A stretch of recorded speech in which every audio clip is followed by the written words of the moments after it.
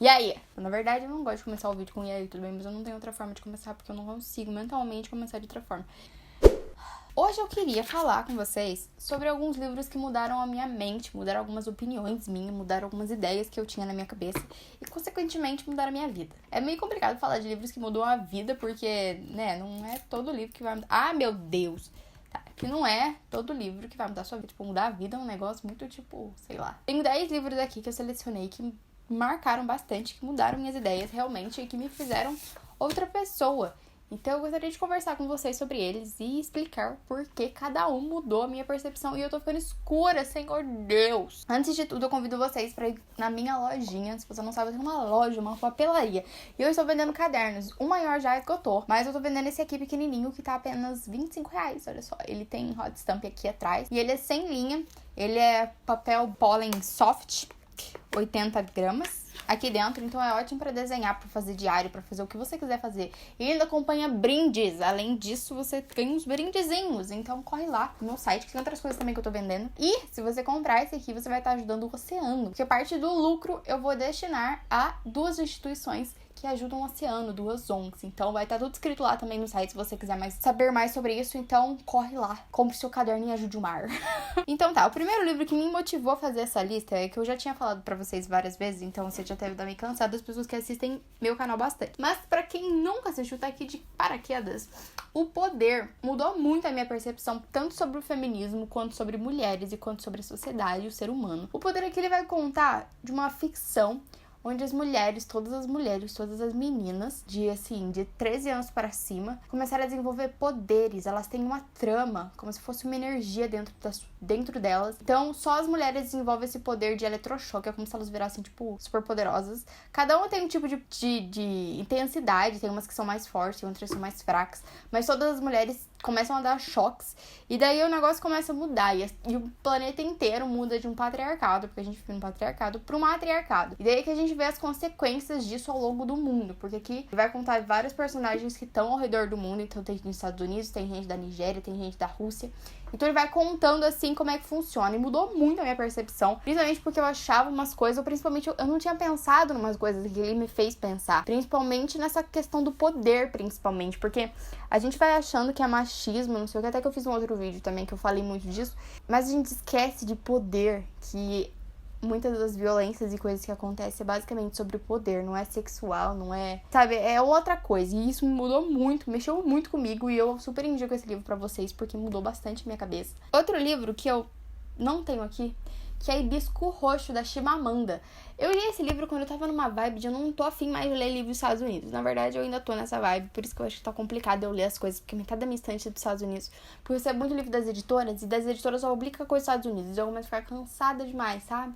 E daí eu já tava nessa vibe de exausta dos Estados Unidos, e Hibisco Roxo vai se passar na Nigéria. A Chimamanda, ela é uma mulher, ela meio que faz bastante discurso feminista, bastante discurso humanista, assim. E aí ela vai escrever nesse livro, vai contar sobre uma menina de 16 anos. O pai dela é bem rico e ele é muito católico, sabe? Então a família deles tem bastante... apesar de ele estar na Nigéria ali, onde tem bastante, por exemplo, o vô dela, ele segue a tradição, a religião da região, etc. As religiões africanas e tal. E daí o pai dela é muito católico, ele meio que abomina todas as coisas, sabe? Que ele aprendeu as coisas da religião, ele quer muito ser americanizado. E aí tem bastante coisa ali que faz você pensar, sabe? Então ela não vai jogar muitas coisas na sua cara, ela só vai contando, assim, com uma delicadeza. E eu gostei bastante, principalmente porque vai se passar nesse outro lugar que eu nunca tinha lido. E aí meio que abriu meus horizontes, sabe? Porque, assim, às vezes a gente entra numa bolha de Estados Unidos que a gente só consome música e filme, série, livro, tudo lá, e aí a gente meio que fica alienado da nossa realidade e da realidade do resto do mundo, porque assim, não sei se vocês sabem, mas existe um mundo inteiro, não só Estados Unidos, e Hibisco Roxo me mostrou muito isso, sabe? E essa menina, ela vai descobrindo coisas porque o pai dela é bem autoritário, bem abusivo mesmo, e aí ela entra em contato com a tia dela, que é a irmã desse pai dela, e tem outra realidade ali, e o país tá realmente sofrendo uma crise de uma guerra civil, então tem várias coisas acontecendo, e foi um livro bem interessante mesmo, que eu super indico pra vocês, que me fez pensar bastante, sabe, mudar algumas coisas ali, tipo, ligar uns interruptores que eu não tinha ligado antes, sabe? Outro livro também, que me deu um boom, assim, na minha cabeça, foi Holocausto Brasileiro. Eu já falei bastante desse livro, tanto porque eu não gostei da escrita, quanto porque a temática dele é uma temática super necessária.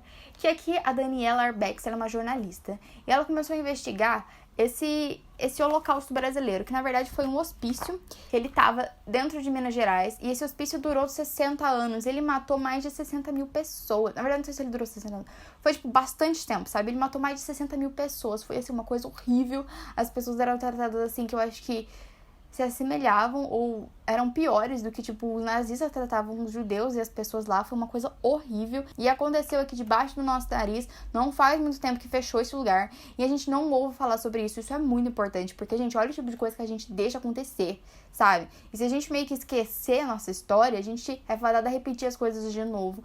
Então é muito importante esse livro, principalmente da temática e do que aconteceu aqui. Ela vai trazer bastante reportagens de personagens que viveram naquele lugar. Gente, é absurdo, sabe? Absurdo. Porque aqui não eram presos só gente doida, sabe assim? Então é muito, muito tenso, muito complicado. O Brasil é um país que precisa de muita paciência. Porque, olha, sabe? Coisas assim que dá vontade de desistir, porque Deus me livre, sabe? Outro livro que também mudou minha percepção foi A Terra das Mulheres. A Terra das Mulheres foi escrito pela Charlotte Perkins Gilman. Foi a mesma mulher que escreveu Papel de Parede Amarelo. E aqui ela vai contar sobre três jovens, assim, 3 homens, que eles são exploradores. Eles são, tá ali nos anos 19 ali, bem no começo do século 1900. E daí, esses 3 jovens, eles são bastante exploradores. Tem um lá que é bem rico e tal, e eles meio que vão viajar, porque naquela época a galera rica não tinha o que fazer, e eles vinham viajar. E daí eles ouviram falar que existia um país que era só de mulheres, que não tinha homens naquele país. E daí eles ficaram meio, como assim um país que não tem homens? Porque as mulheres são muito doidas e elas não conseguem fazer isso. E daí eles foram lá nesse país, eles ficaram um tempão lá nesse país. E aqui é meio que o que eles encontraram lá e como que eles se chocaram com aquela cultura só feita sobre mulheres. É uma ficção, né? Porque não existe como ter um país só de mulheres que produzem só mulheres, assim. Mas é muito interessante porque ele vai falar muito sobre gêneros e sobre sociedade também. Eu gosto muito desses livros que não são muito agressivos, mas que eles vão dar tapas na sua cara, assim, de uma forma bem delicada. Eu acho muito incrível, sabe? Porque você fica ali, sabe? Começa a pensar nos negócios e aí você fica, meu Deus do céu. É muito interessante, gostei demais desse livro, indico. A leitura no começo pode ser um pouco parada, mas eu gostei demais, principalmente porque eles falam sobre religião. Porque a religião das mulheres é uma religião diferente. E eu gostei demais. Indico super esse livro e eu amo essa capa, porque é estilo arte nouveau. Teve um livro que eu li faz muito tempo e me mudou totalmente a minha percepção sobre morte, que foi Confissões do Crematório.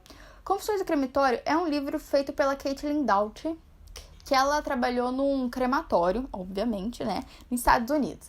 E aí, ela estudou também sobre rituais mortais ao longo da sociedade, do mundo.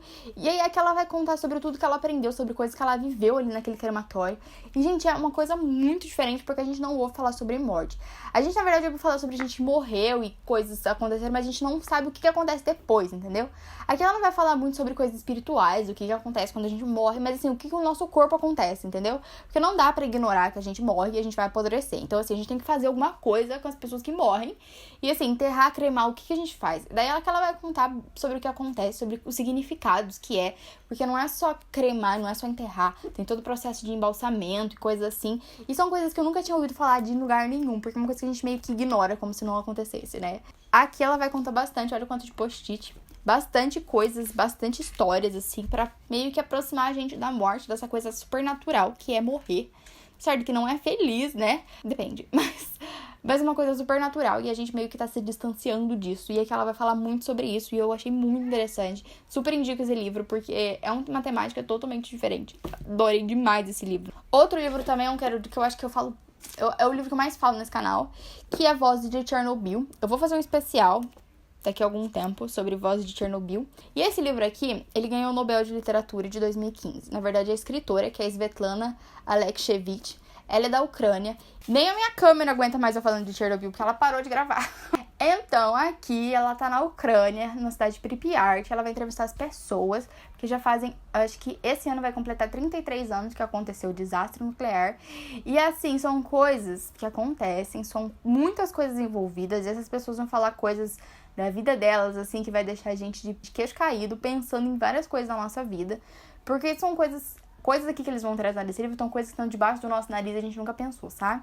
Então é muito interessante, é muito importante. Foi o livro, eu acho que é o meu livro preferido, que mais mudou minha vida, assim, a minha percepção de mundo foi esse aqui, principalmente porque eu gosto bastante dessa história de Chernobyl, porque é muita coisa envolvida, gente, não é só um desastre nuclear, sabe? Então, Voz de Chernobyl, indico para Deus e o mundo. Outro livro também é bem pequenininho, que chama Nada. Nada é um livro que eu li faz um tempo.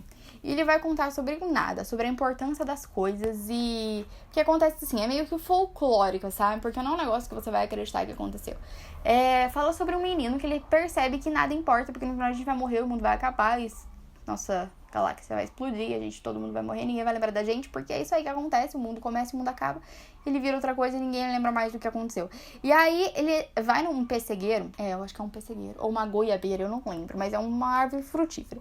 E fica ali em cima da árvore, e daí ele meio que ele é uma criança, né? E daí ele fala, tipo, nada importa mesmo. E daí as outras crianças que vivem em volta ali, é uma cidadezinha da França, e aí elas tentam convencer esse menino que importa sim, coisas importam, sabe?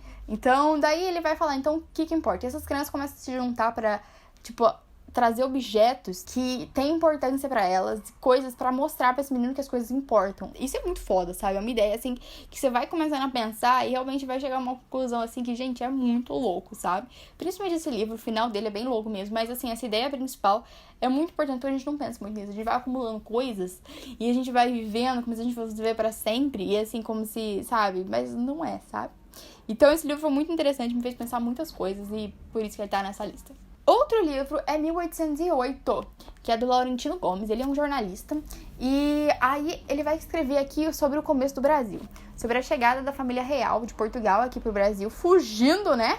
Que eles estavam morrendo de medinho, vieram aqui pro Brasil. E o que aconteceu, como é que estava o Brasil aqui nessa chegada dessa galera portuguesa e o que eles fizeram com isso, com essa galera que tava aqui, etc. E é um livro muito importante, porque vai contar a nossa história. E, gente, o Brasil parece que deu errado desde o começo, sabe? Parece que não era, não sei como ele tá vivo até hoje, porque Jesus...